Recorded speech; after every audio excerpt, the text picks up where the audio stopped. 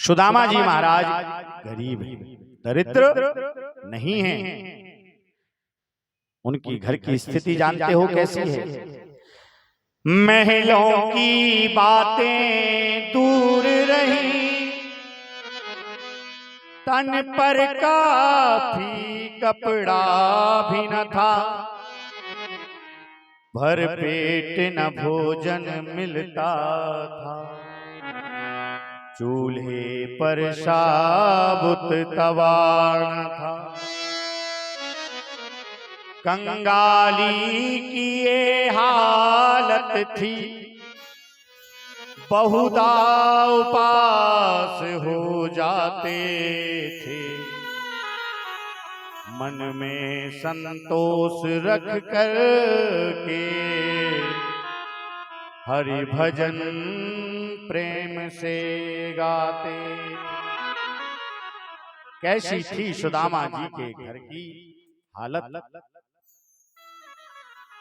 कि विप्र सुदामा बसत है सदा अपने धाम, भिक्षा करि भोजन करें ये जपे हरि नाम, पिता की धरणी पतिव्रता गहे वेद की रीत, ओ सुबुद्धि सुशील सुलच अति, शोपति सेवा सो प्रीत।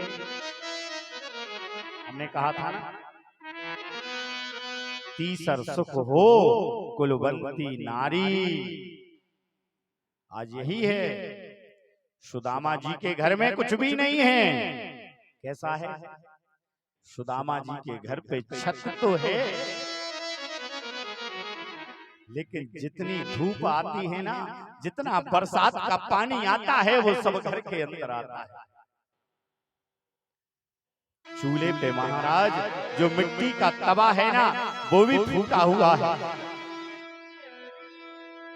किसी के पास अच्छे वस्त्र नहीं है,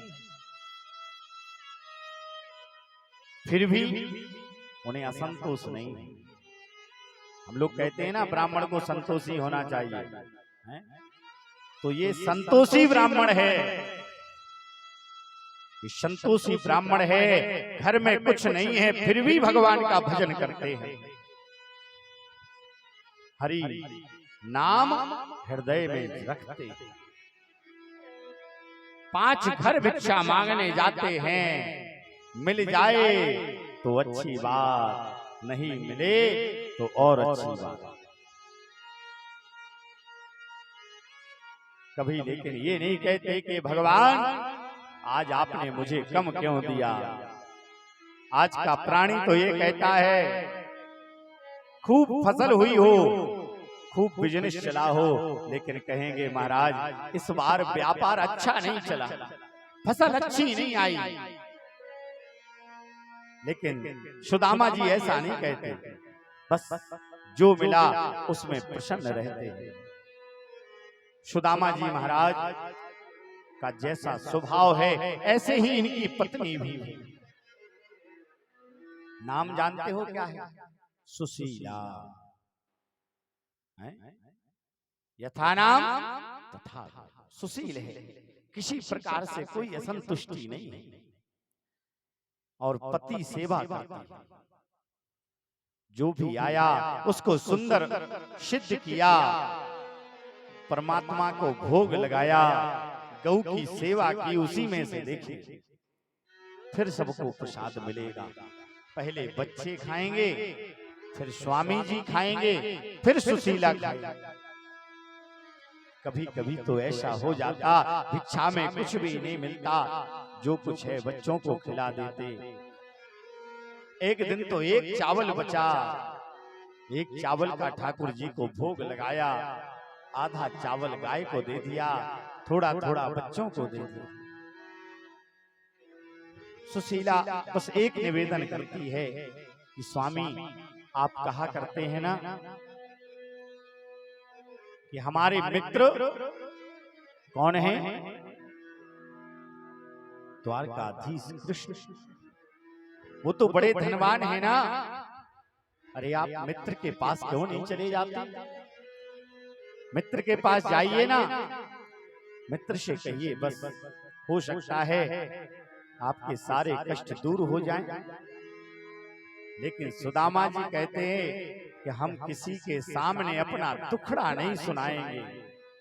मित्र है तो क्या हुआ, क्या वो हमारे दुख दूर करने के लिए है? हम वहां ऐसे नहीं जाएंगे। जाएंगे कब?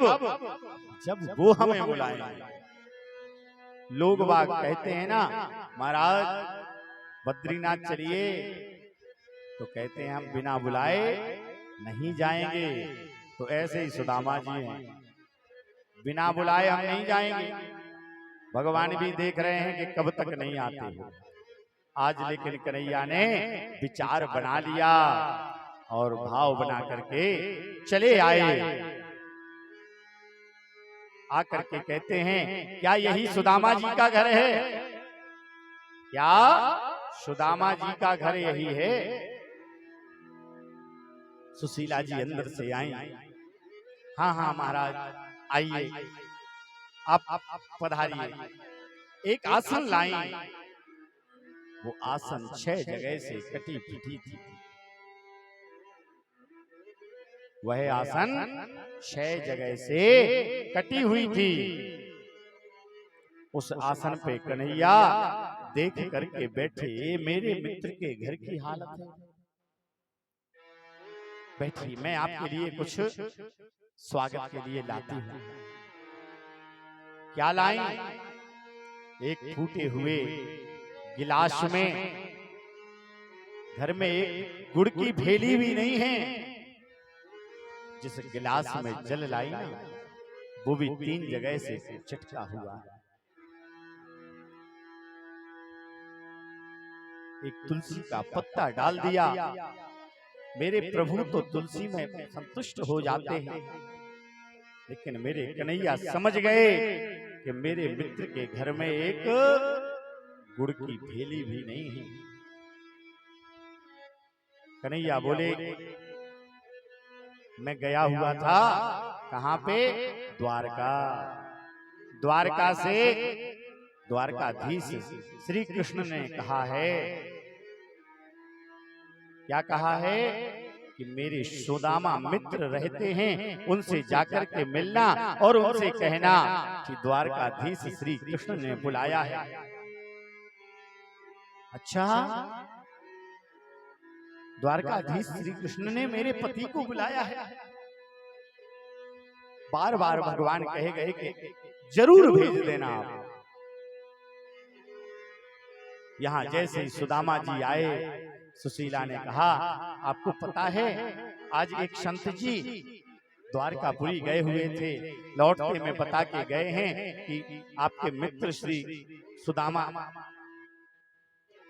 हैं, द्वारकाधीश कृष्ण के मित्र, उनको बुलाया है, आपको आमंत्रण आया है, आमंत्रित किया है कृष्ण भगवान ने। अच्छा, तब तो सुदामा बोले, ये बताओ हम ऐसी हालत में कैसे जाएंगे?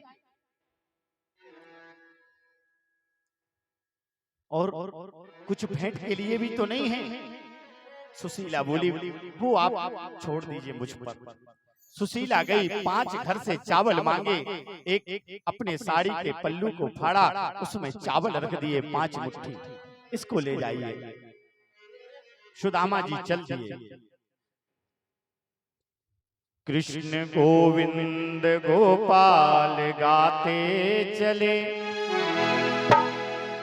चले श्याम सुंदर से मिलने सुदामा, गाते चले मन में हरे कृष्ण रामा। चले श्याम सुंदर से मिलने सुदामा, गाते चले मन में हरे